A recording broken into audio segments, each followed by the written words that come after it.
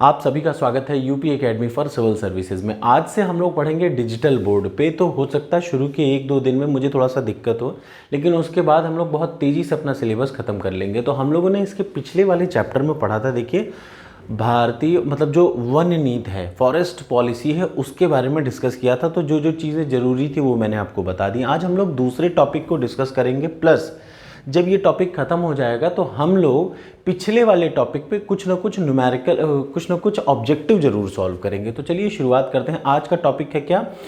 राष्ट्रीय वन्य जीव कार्य योजना। अगर इंग्लिश में बात की जाए तो national wild life action plan. Total 26 topic हैं, ये दूसरा टॉपिक है जिसको हम लोग पढ़ने जा रहे हैं। तो पहले आप समझ लीजिए, भारत में national wild life action plan, ध्यान से सुनिए।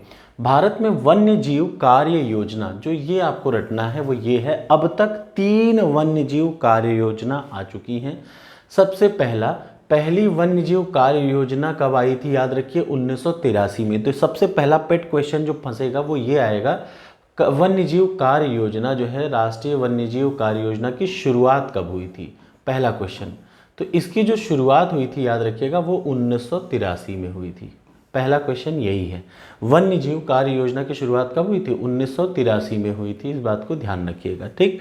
अब तक कितनी वन्य जीव कार्य योजना आ चुकी हैं? तो एक पहली वन्य जीव कार्य योजना 83 से शुरू हुई थी, 83 से 2001 तक पहली, उसके बाद 2002 से 2016 तक दूसरी, और उसके बाद 2017 से 2031 तक तीसरी। तो इस समय कौन सी वन्य जीव कार्य योजना चल रही है? तो आपको क्रिस्टल क्लियर पता होना चाहिए, तीसरी राष्ट्रीय वन्य जीव कार्य योजना इस समय चल रही है। तो टोटल कितनी कार्य योजना हो गई? पहली, दूसरी और तीसरी। एकदम रट डालिए। पहली वन्य जीव कार्य योजना 1983 से 2001, फिर 2002 से 2016, फिर 2017 से 2031 तक के लिए चलेगी। ये आ चुका है कई बार, इसलिए मैं आपको बता रहा हूँ।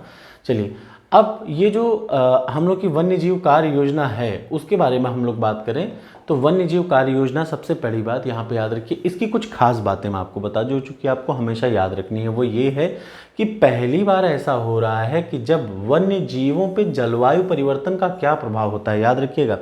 इस योजना की खास बात क्या है? वन्य जीव जो हैं, वाइल्ड लाइफ एनिमल्स जो हैं, उनके ऊपर जलवायु परिवर्तन का, अगर आप इधर देख पाएँ तो जो भी जलवायु परिवर्तन का उन पे क्या प्रभाव पड़ता है, इसके बारे में पढ़ते हैं, याद रखिएगा। प्लस ये सबसे ज़रूरी, वन्य जीव प्रबंधन योजना प्रक्रियाओं में और इसके अनुकूलन के लिए, मतलब एक साथ हम लोग पढ़ेंगे जीवों को और उनके परिवेश को इंटीग्रेटेड वे में, सीधे सीधे आप समझिए तो।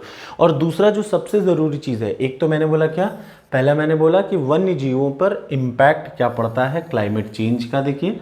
और जो दूसरा इंपॉर्टेंट फैक्ट है वो ये है कि जो कोस्टल और मैरीन इकोसिस्टम, कोस्टल का मतलब तटीय और समुद्री पारिस्थितिकी तंत्र, पहले अलग अलग था, उनको एक करके अब उनका एक साथ स्टडी करने की बात ये लोग कर रहे हैं, ठीक है ना।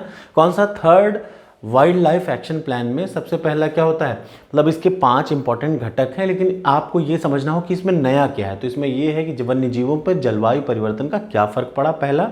दूसरा, कोस्टल तटीय और मैरीन मतलब समुद्री पारिस्थितिकी तंत्र के एकीकृत प्रबंधन। एकीकृत प्रबंधन का मतलब सीधे सीधे आप समझिए कोस्टल और मैरीन इकोसिस्टम को एक साथ पढ़ने की बात कर रहा है, खत्म बात, ठीक है।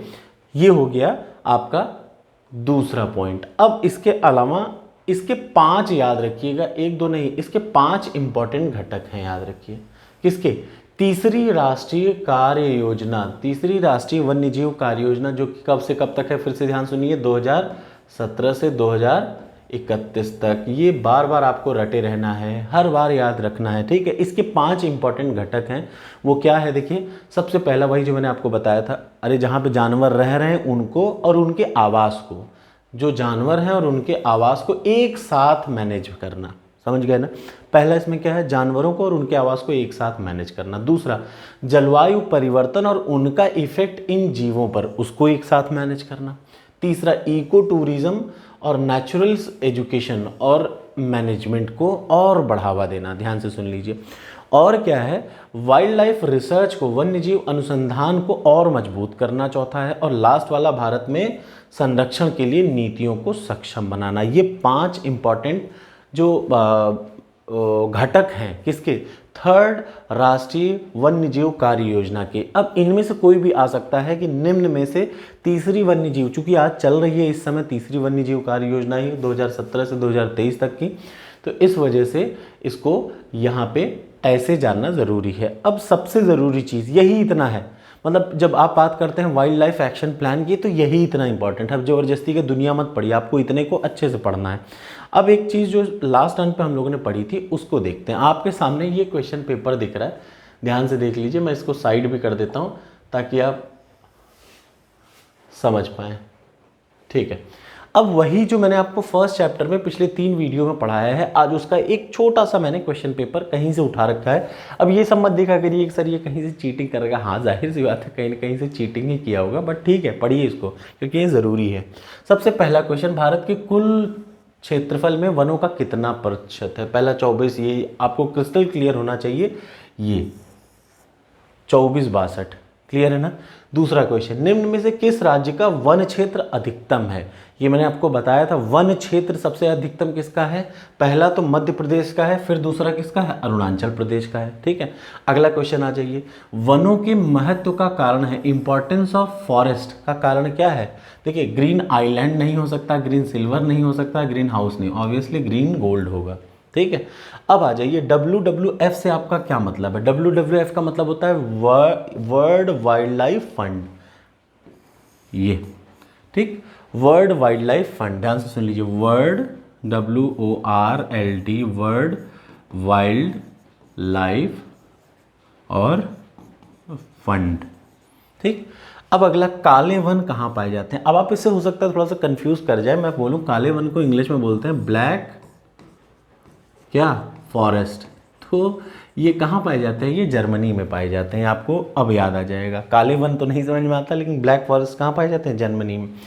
वन अनुसंधान संस्थान कहाँ है बताइए? फॉरेस्ट रिसर्च सेंटर कहाँ है? ऑब्वियसली देहरादून में है। और आ जाइए, निम्न में से किन राज्य समूहों में से 75% से अधिक क्षेत्र पर आच्छादित है? नागालैंड में तो है, अरुणाचल में है, असम में, ये दूसरा वाला इसका सही होगा, अरुणाचल, मणिपुर और नागालैंड, ठीक है। अगला आ जाइए, राष्ट्रीय वन नीति में भारत के कुल भौगोलिक क्षेत्रफल के कितने प्रतिशत पर वन को रखने का डिसाइड हुआ है? जाहिर सी बात है 1/3 पे, ये चौथा वाला इसका हो जाएगा ऑप्शन करेक्ट, ठीक है। कोई डाउट तो नहीं हो रहा ना? हाँ। अगला आ जाइए, भारत में मैंग्रोव का दूसरा सबसे बड़ा क्षेत्र पाया जाता है। मैंने ऑलरेडी पिछली क्लास में बताया कि मैंग्रोव का भारत में सबसे बड़ा क्षेत्र पाया जाता है। पहला जो है वो बंगाल, और बंगाल के बाद दूसरा आता है गुजरात। क्या आता है? गुजरात। तो कहीं बंगाल दिया हो तो ठीक है, नहीं तो क्या है? ये गुजरात, ये सही सामने दिख रहा है। भारत के किन क्षेत्रों में, किस एक क्षेत्र में मैंग्रोव भी पाया जाता है, सदापर्णी भी और पर्णपाती भी? ऐसा सिर्फ एक जगह पे होता है, याद रखिएगा, अंडमान निकोबार में। कहाँ कहाँ क्या क्या पाया जाता है? सदापर्णी, पर्णपाती और मैंग्रोव, ये तीनों एक साथ पाए जाते हैं अंडमान में। हमारे देश में वन महोत्सव दिवस कब मनाया जाता है? मैंने बताया था वन महोत्सव 1 जुलाई से 7 जुलाई को है, तो चूंकि 1 जुलाई दिख रहा है सीधे मार दीजिए। आज़ादी के किस साल में पहली बार राष्ट्रीय वन, आज़ादी के बाद किस वर्ष में पहली बार राष्ट्रीय वन नीति घोषित की गई? तो मैं पढ़ा चुका हूँ, 1952 में की गई।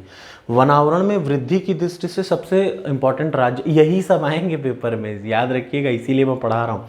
सबसे इंपॉर्टेंट राज्य कौन सा है? आंध्र प्रदेश है। उसके बाद भारतीय वनस्पति सर्वेक्षण, मैंने बताया था भारतीय वनस्पति सर्वेक्षण, फॉरेस्ट सर्वे ऑफ इंडिया के 4 सेंटर हैं, 4 रीजनल सेंटर, ठीक है। आपको वो चारों सेंटर कहाँ कहाँ ये भी याद होने चाहिए। भारतीय प्राणी सर्वेक्षण का हेड ऑफिस कहाँ पे है? भारतीय प्राणी सर्वेक्षण का हेड ऑफिस होगा कोलकाता में, ठीक है। अब उसके बाद अगला आ जाइए, राष्ट्रीय पादप अनुवांशिकी संसाधन ब्यूरो, सॉरी लाइट चली गई, इसमें हम कुछ नहीं कर सकते हैं।